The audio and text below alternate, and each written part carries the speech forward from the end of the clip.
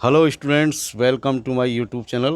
तो dear students, आज के इस वीडियो में हम पढ़ेंगे कक्षा 10 अंग्रेजी की बुक फर्स्ट फ्लाइट का first chapter a letter to God. तो डियर स्टूडेंट्स, इस चैप्टर का हम यहाँ अंग्रेज़ी से हिंदी में ट्रांसलेशन करेंगे, एक्सप्लेनेशन करेंगे और जो भी डिफ़िकल्ट वर्ड्स यहाँ आने वाले हैं उनकी भी हम हिंदी मीनिंग्स देखेंगे। और पाठ को अच्छे से समझने के लिए आप बने रहें मेरे साथ शुरू से अंत तक। तो आइए शुरू करते हैं। ए लेटर टू गॉड, यानी ये एक भगवान के प्रति आस्था का प्रतीक है। तो आइए, बहुत ही प्यारा सा चैप्टर है।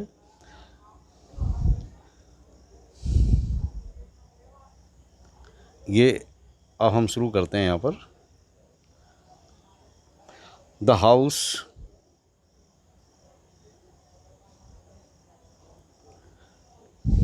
The house the only one in the entire valley.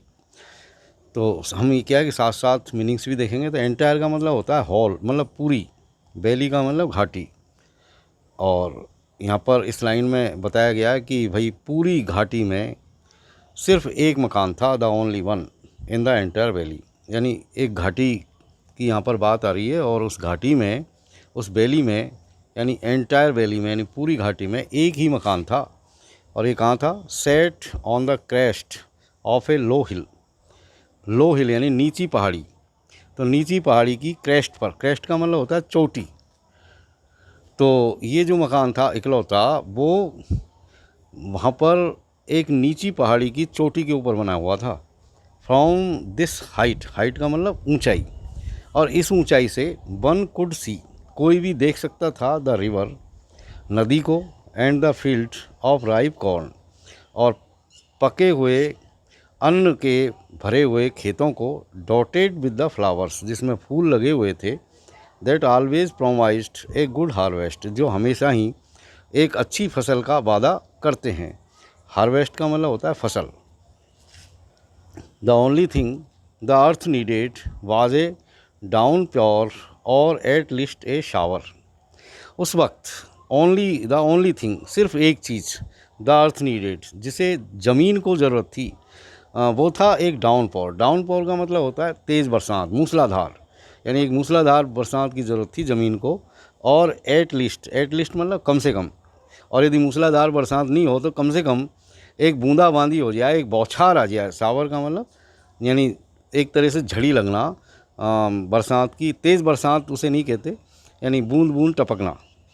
Through out the morning Lencho who knew his fields intimately, intimately मतलब अच्छी तरीके से। तो थ्रू आउट द मॉर्निंग यानी सारी सुबह, लैंको नाम का जो आदमी था, हु न्यू जो जानता था, हिज फील्ड्स इंटीमेटली अपने खेतों को बहुत अच्छी तरीके से, हैड डन नथिंग एल्स, और तो सारी सुबह उसने कुछ भी नहीं किया, but see the sky towards the north east, वो एक ही काम करता रहा था सारी सुबह। यानी वो देखता रहा, सी का मतलब देखना, यानी क्या चीज़ देखता रहा वो? स्काई को, आसमान को। टुवार्ड्स यानी की तरफ, द नॉर्थ ईस्ट यानी उत्तरी पूर्वी दिशा की तरफ के आसमान को देखता रहा। Now we are really going to get some water woman. तब उसने शायद अपनी पत्नी से कहा कि श्रीमती जी, now we are really going to get some water, कि हम निश्चित रूप से कुछ जो है पानी प्राप्त करेंगे। कहने का मतलब अब बरसात होने वाली है। The women who was preparing super, और वो औरत यानी जो उसकी पत्नी थी, शायद वो सुपर बना रही थी उस वक्त। प्रिपेयरिंग का मतलब होता है तैयार करना, सुपर का मतलब रात का भोजन। तो वो रात का भोजन तैयार कर रही थी। रिप्लाइड, उसने जवाब दिया, यस गॉड विलिंग, उसने कहा कि हाँ, शायद ईश्वर की यही इच्छा है। The older boys were working in the field, उनके जो बड़े लड़के थे वो खेत में काम कर रहे थे उस वक्त। While the smaller ones were playing near the house, जबकि छोटे वाले बच्चे घर के पास खेल रहे थे। Until the women called to them all, और ये तब तक अपने कामों में लगे रहे जब तक कि उस औरत ने या उनकी माँ ने उनको बुलाया नहीं। कम फॉर डिनर, तो उसने आवाज़ लगाई कि भाई आइए डिनर के लिए, यानी डिनर करिए, तो इस तरह उसने आवाज़ लगाई, कम फॉर डिनर, डिनर के लिए आइए। It was during the meal that, अब ये सब वहाँ पर घर पर मिल कर के जब भोजन कर रहे थे, ड्यूरिंग द मील यानी जिस दौरान ये भोजन कर रहे थे उस वक्त क्या हुआ, just as Lencho had predicted, जैसा कि लैंको ने प्रेडिक्ट किया था। प्रेडिक्ट का मतलब होता है भविष्यवाणी करना। तो जिस तरह लैंको ने प्रेडिक्ट किया था यानी भविष्यवाणी की थी, तो क्या हुआ कि big drops of rain began to fall, अचानक से बड़ी बड़ी पानी की बूंदें गिरना शुरू हो गई। इन द नॉर्थ ईस्ट, उत्तर पूर्व की दिशा में, ह्यूज माउंटेन्स ऑफ क्लाउड्स यानी माउंटेन्स ऑफ क्लाउड्स यानी बादलों के पहाड़, विशाल, ह्यूज यानी विशाल, तो विशाल बादलों के पहाड़ कुड बी सीन, दिखाई दे सकते थे, अप्रोचिंग, आते हुए। The air was fresh and sweet, उस वक्त जो हवा चल रही थी वो बहुत ही ताज़ा और स्वीट थी यानी अच्छी थी।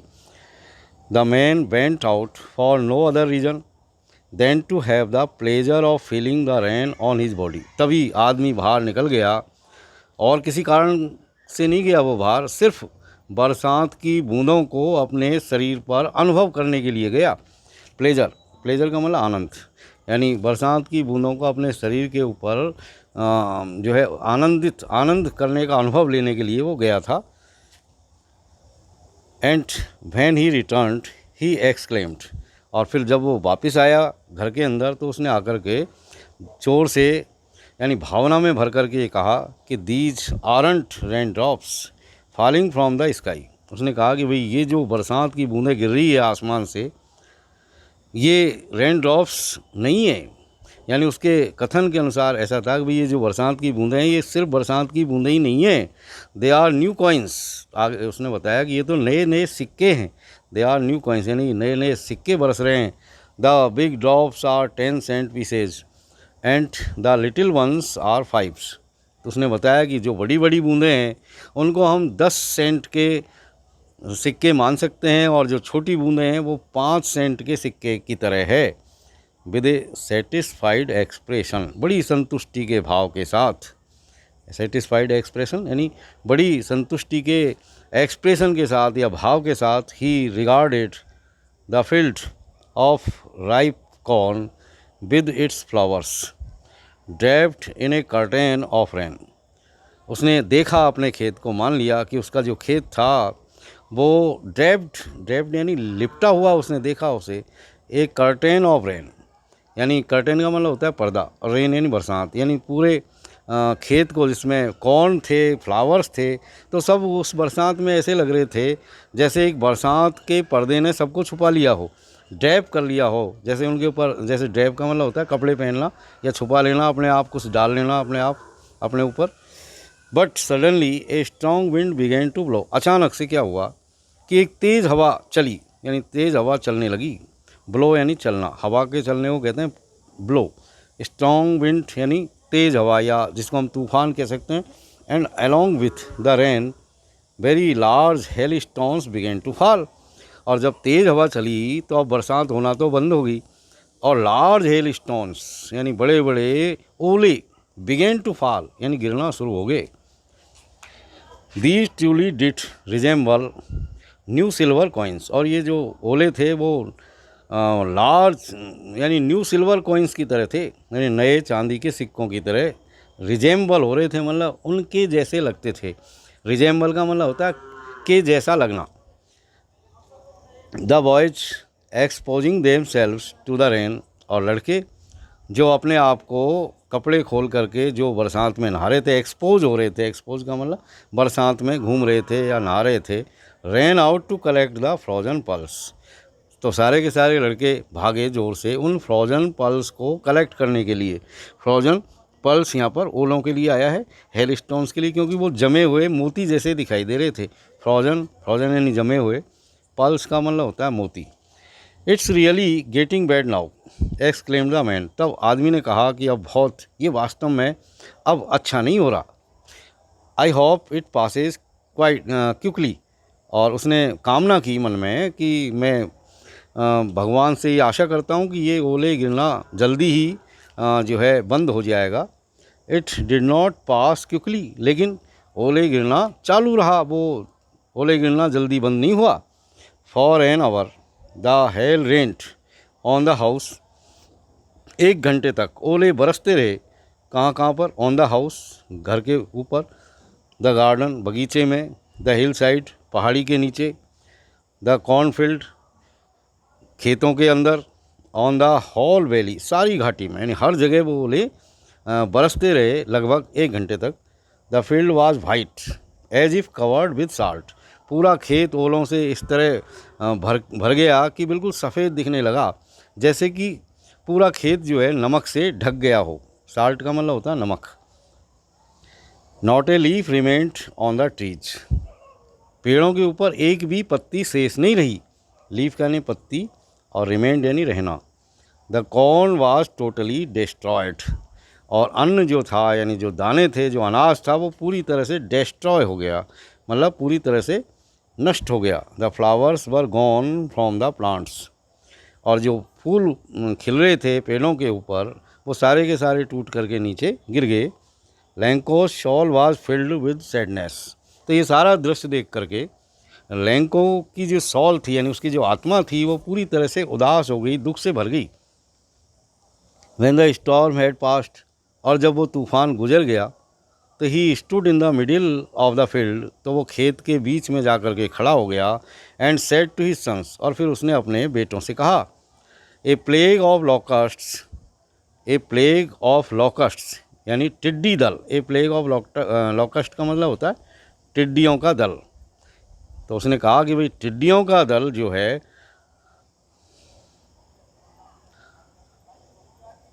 Would have left more than this, यानी उसने बताया कि टिड्डियों का दल भी यदि खेत में हमला करता तो इतना ज़्यादा नुकसान नहीं होता। Have left more than this यानी उससे भी कुछ बच जाता। The hail has left nothing, लेकिन ओलों ने कुछ नहीं छोड़ा।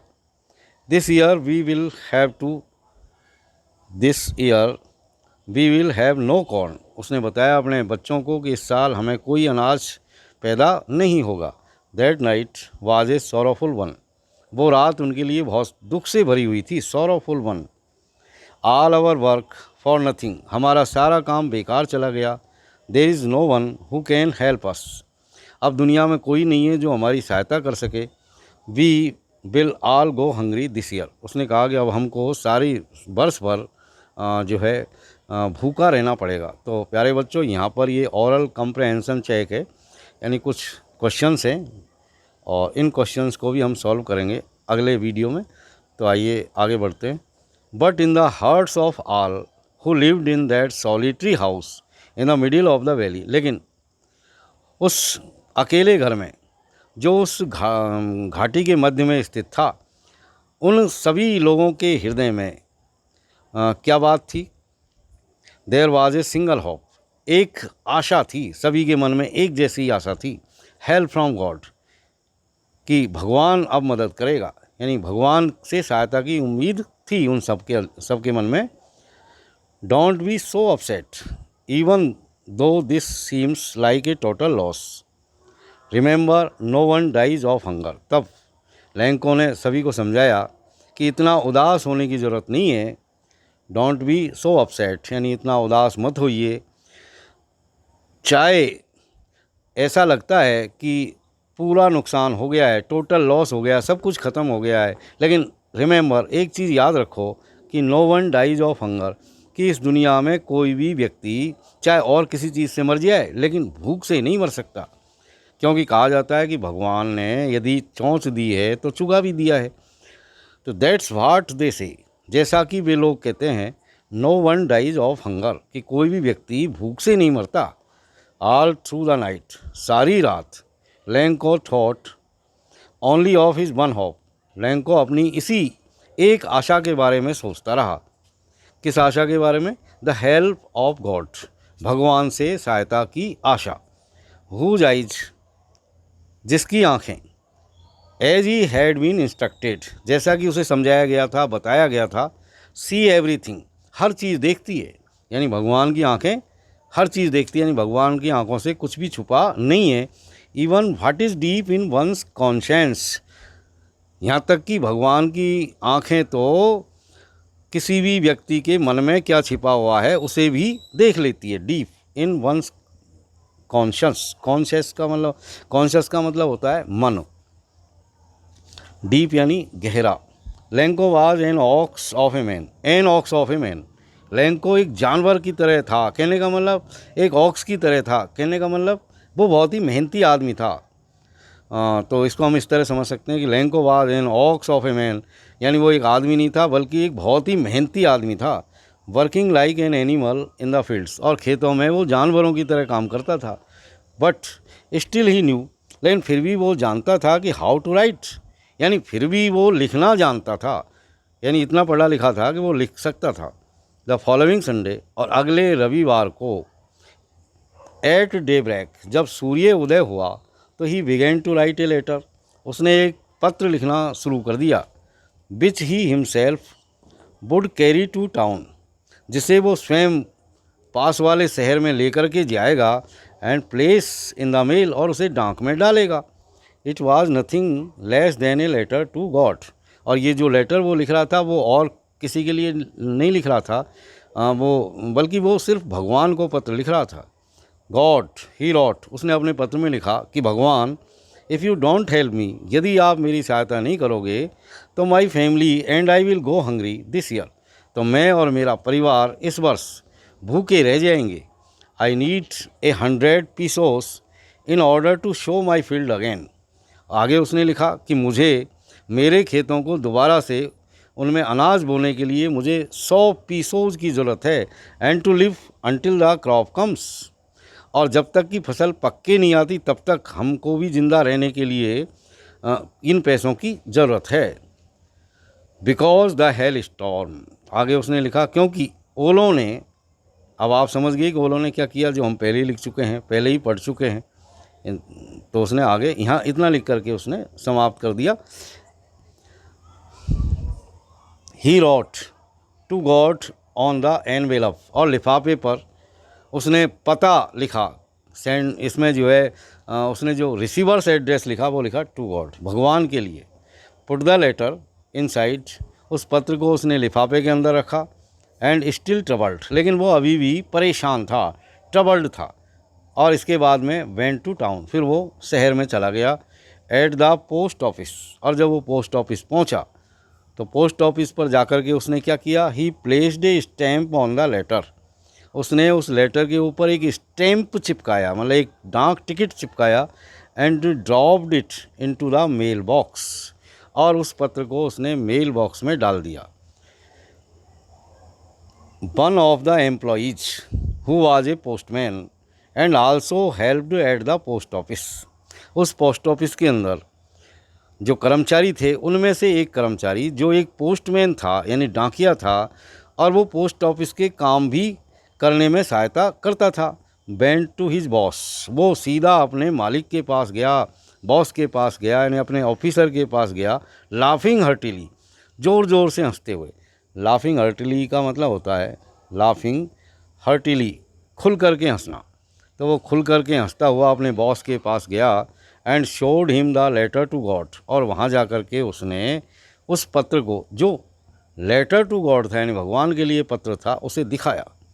Never in his career as a postman, अपने पोस्टमैन के कैरियर में यानी व्यवसाय में, had he known that address, ये एड्रेस उसने कभी भी नहीं देखा था, कभी वो इस एड्रेस के बारे में नहीं जानता था। द पोस्ट मास्टर, यानी जो पोस्ट मास्टर साहब थे वो कैसे व्यक्ति थे, ए फैट एमिएबल, एक मोटे से और मिलनसार, एमिएबल का मतलब होता है खुश मिजाज, मिलनसार व्यक्ति।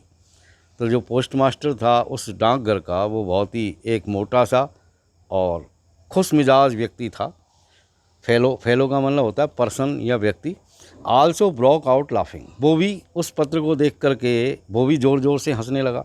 But almost immediately he returned serious, लेकिन पोस्ट मास्टर साहब अचानक से, उसने हंसी पर ब्रेक लगाया और अचानक से गंभीर हो गए। सीरियस का मतलब गंभीर, इमीडिएटली यानी तुरंत। And tapping the letter on his desk commented, और उस पत्र को अपनी मेज़ पर, अपनी डेस्क पर थपथपाते हुए उन्होंने टिप्पणी की, कमेंट किया। What faith, I wish I had the faith of the man who wrote this letter. उसने कहा कितना विश्वास है, मैं कामना करता हूँ कि मेरे अंदर भी इस आदमी की तरह ही भगवान, जिसने कि भगवान को पत्र लिखा है, ऐसा ही विश्वास मेरे अंदर भी होता। Starting of A correspondence with God, जिसने भगवान के साथ कॉरेस्पॉन्डेंस शुरू किया है, मतलब पत्र व्यवहार शुरू किया है। कॉरेस्पॉन्डेंस का मतलब होता है पत्र व्यवहार, यानी पत्रों को आदान प्रदान करना।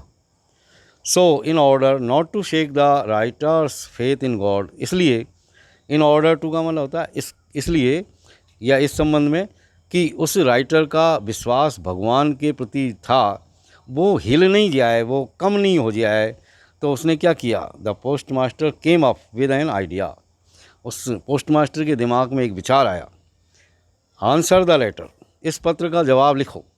But when he opened it, लेकिन जब उसने उस पत्र को खोला तो it was evident that to answer it, तो ये बिल्कुल एक प्रमाणित बात थी कि इस पत्र को जब उसने खोला तो ये बिल्कुल प्रमाणित हो गया दैट टू आंसर इट, कि इसका जवाब देने के लिए he needed something more than goodwill, ink and paper, कि इसका जवाब देने के लिए सिर्फ अच्छाई या स्याही या पेपर के बजाय कुछ और चीज़ की भी ज़रूरत थी।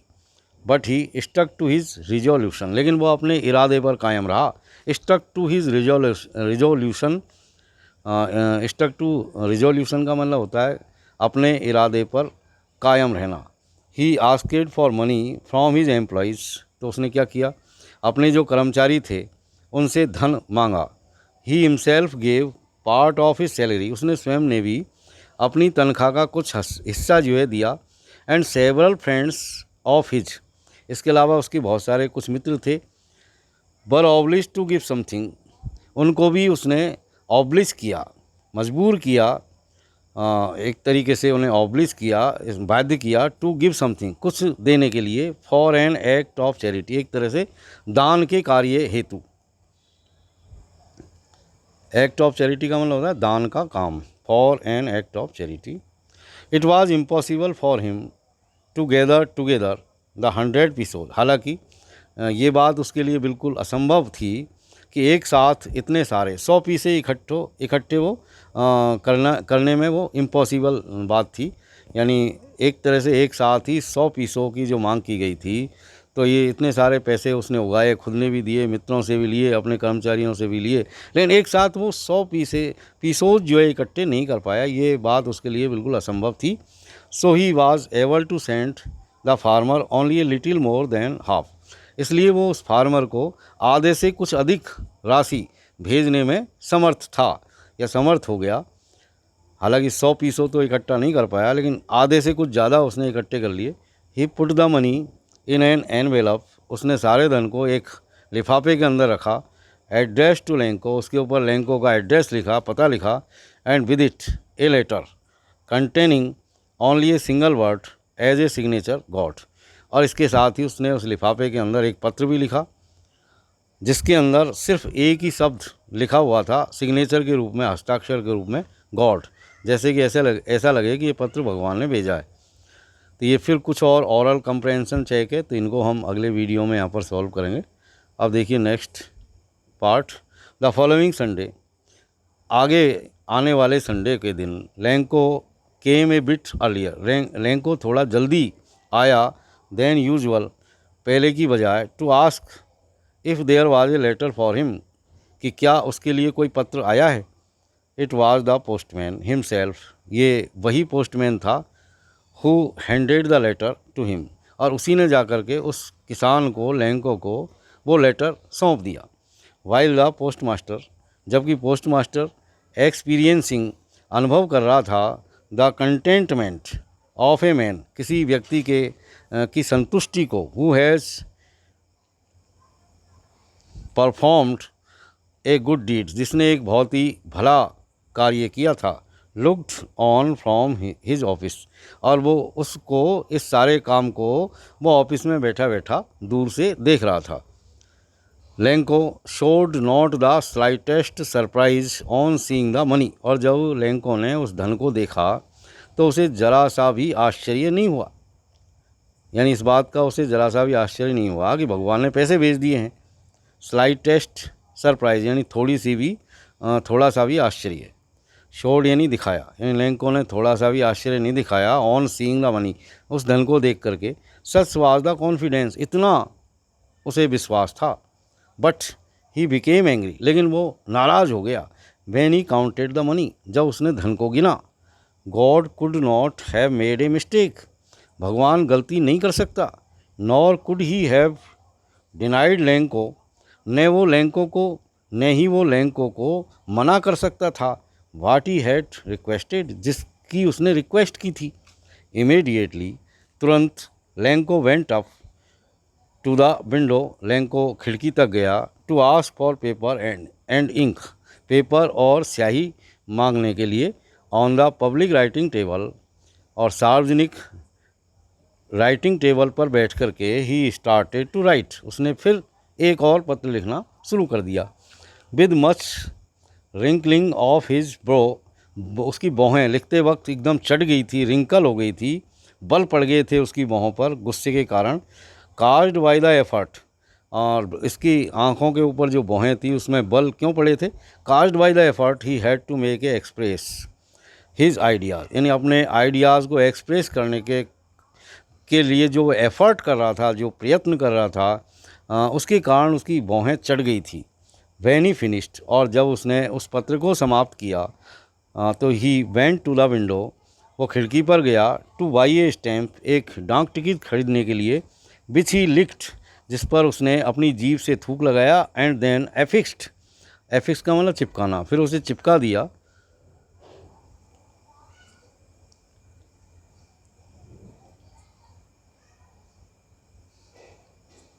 The envelope with a blow of his fist, यानी मुट्ठी से, जोर से, प्रहार से, यानी मुट्ठी के प्रहार से एनवेलप के ऊपर, यानी लिफाफे के ऊपर उस डाक टिकट को उसने चिपका दिया। The moment the letter fell into the mail box, और जैसे ही उसने लेटर को मेल बॉक्स में डाला।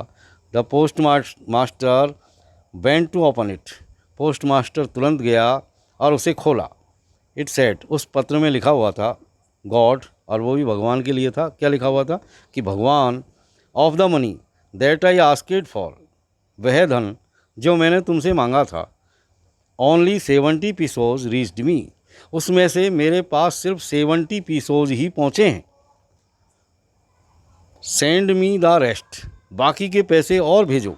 Since I need it very much, क्योंकि मुझे इनकी बहुत ज़रूरत है।